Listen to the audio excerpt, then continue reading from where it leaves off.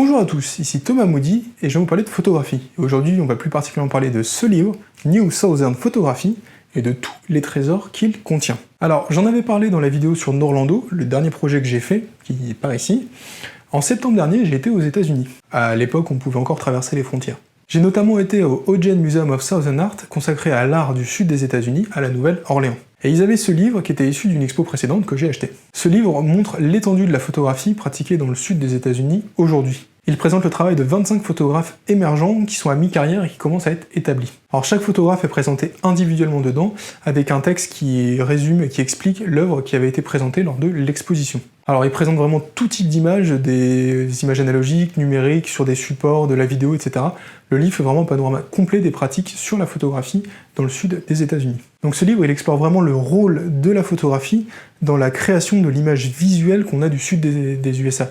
C'est comment on arrive à avoir cette image-là de cette région du monde par la photographie, et ça montre un peu comment chaque photographe y a participé. C'est une façon de aussi montrer l'identité régionale de ce coin à une époque où tout est connecté et mondialisé, montrer vraiment sa singularité photographiquement parlant. Alors les thèmes sont hyper riches, on parle de l'expérience de vivre dans ce sud des États-Unis, de la mémoire, de l'amour, de plein de choses, mais aussi des liens familiaux et profonds avec cette région, du lien entre le passé et le présent, et de tous les changements qui ont lieu en ce moment dans cette région qui est toujours en changement et vivante. D'ailleurs, on pourrait aussi dire que le sud des États-Unis, ils ont vraiment beaucoup contribué à la photographie du XXe siècle, notamment avec des photographes comme William Christenberry, Sally Mann, dont j'ai peut-être déjà parlé, et William Eggleston, dont j'ai déjà beaucoup parlé ici. Donc ces photographes, c'est vraiment des superstars de l'art, et ils ont vraiment participé à la sudisation de l'esthétique de la photographie contemporaine. Et là, du coup, le but du livre, c'est un peu de montrer la continuité de ces photographes-là, des gens qui continuent ce chemin. Alors par contre, je pense que ça sert à rien d'essayer d'acheter le livre, je vais pas mettre de lien parce que je crois qu'il est distribué que au musée là-bas,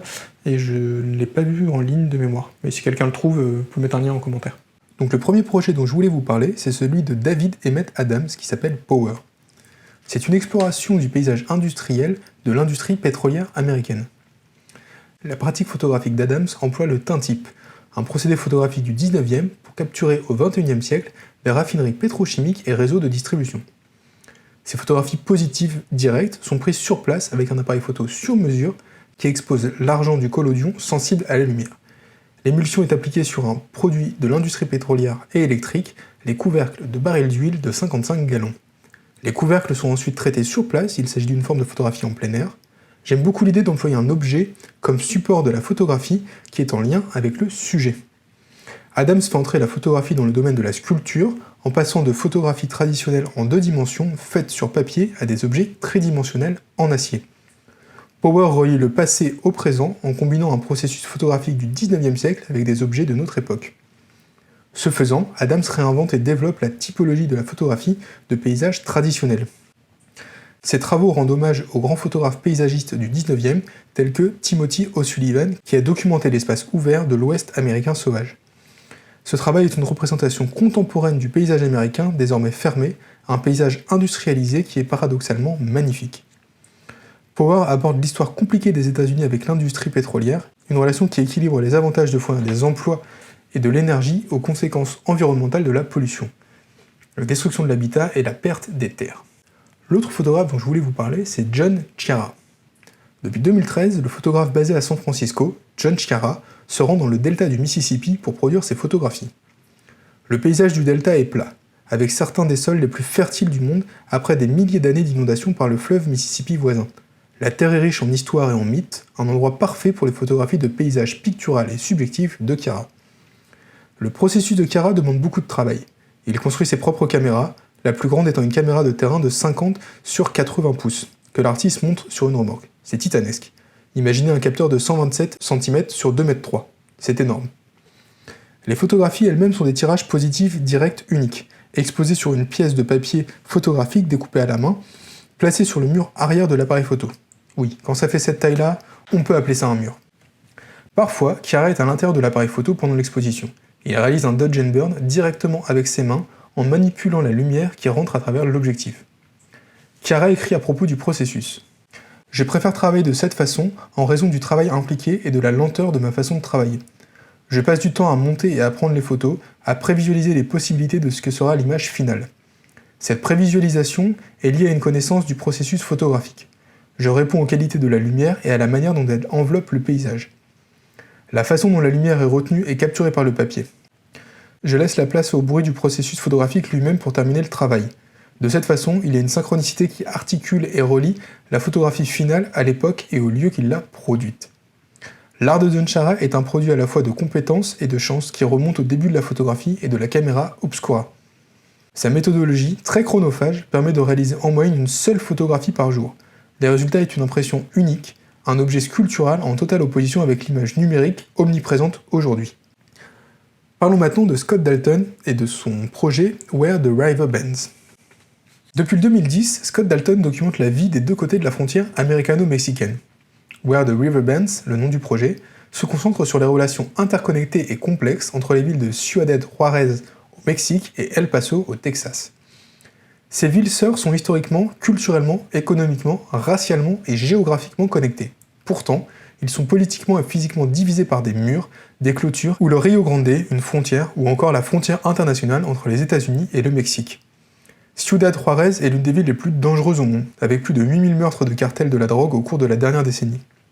El Paso est l'une des villes les plus sûres des États-Unis. Where the River Bends aborde à la fois les effets physiques et psychologiques de la séparation et des liens partagés entre les pays voisins. Les questions de commerce, de migration humaine, de famille, de criminalité et de violence liée à la drogue le long de la frontière sont toutes abordées. À la base, Where the River Bends explore la question complexe de l'immigration illégale et légale. L'effet de l'immigration du Mexique sur l'État du Texas, du Sud et des États-Unis est l'une des questions politiques les plus controversées de notre époque aux USA. La frontière sud du Texas est le point zéro pour la migration humaine et l'immigration illégale aux États-Unis. Where the River Bends fusionne poétiquement la narration visuelle de la photographie documentaire avec la sensibilité esthétique des beaux-arts. Ce faisant, la photographie de Dalton humanise cette région contestée du Sud américain. Parlons maintenant de Maury Gortemiller.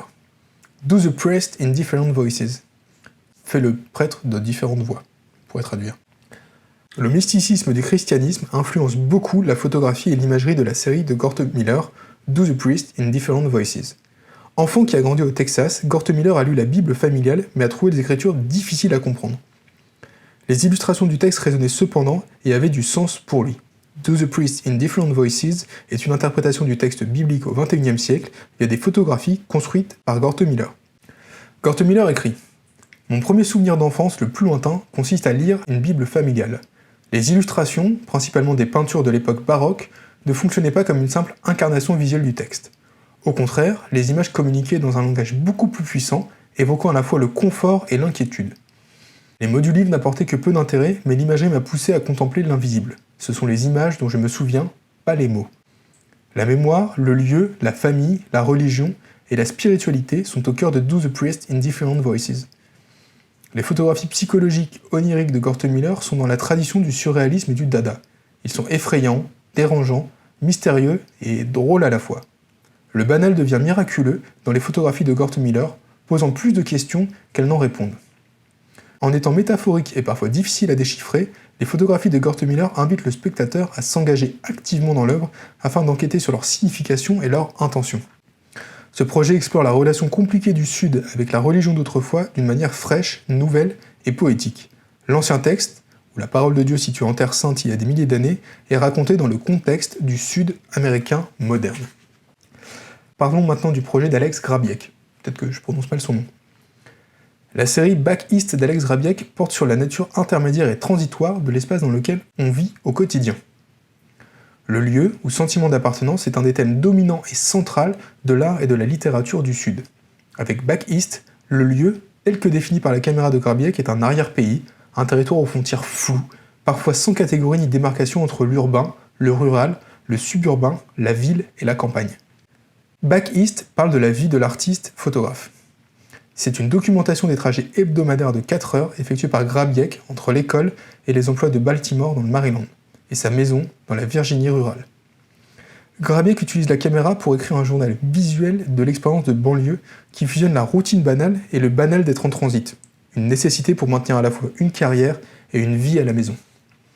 Aujourd'hui, le Sud représente l'une des régions d'Amérique à la croissance la plus rapide.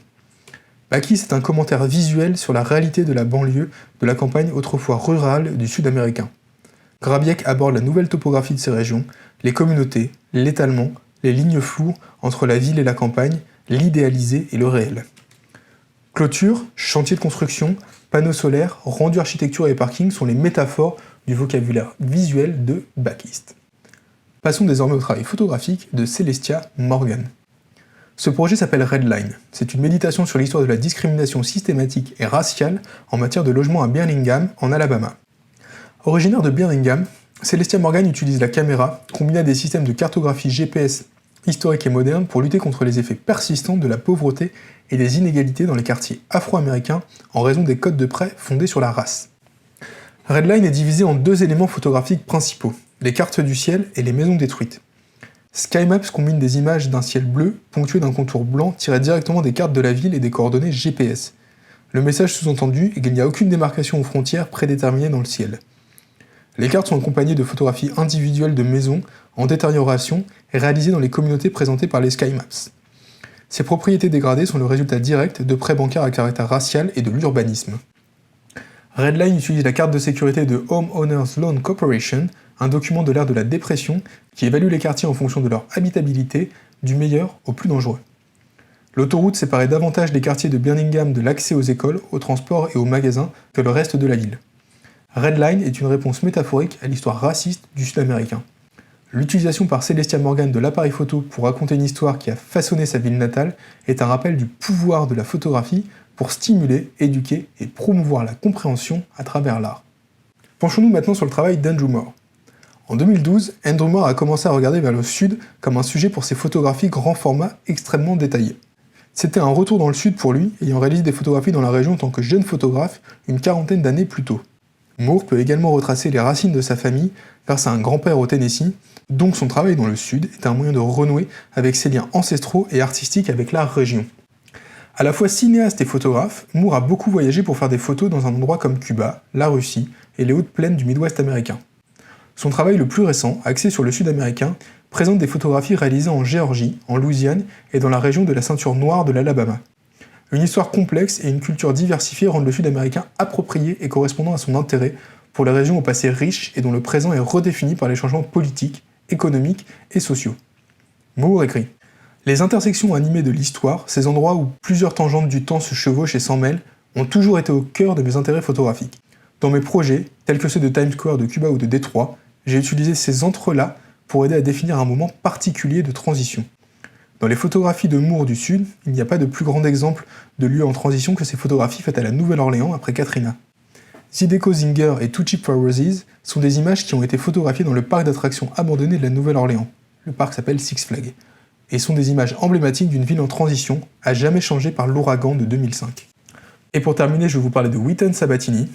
Wheaton Sabatini est né et a grandi au Mississippi. En 2014, il a quitté le Sud pour la première fois pour aller à l'université de Chicago. L'expérience d'être loin de chez lui lui a inspiré sa série de photos Another Day in Paradise. Comme beaucoup de nombreux expatriés du Sud vivant au Nord et ailleurs, l'attraction du Sud était inévitable pour Sabatini.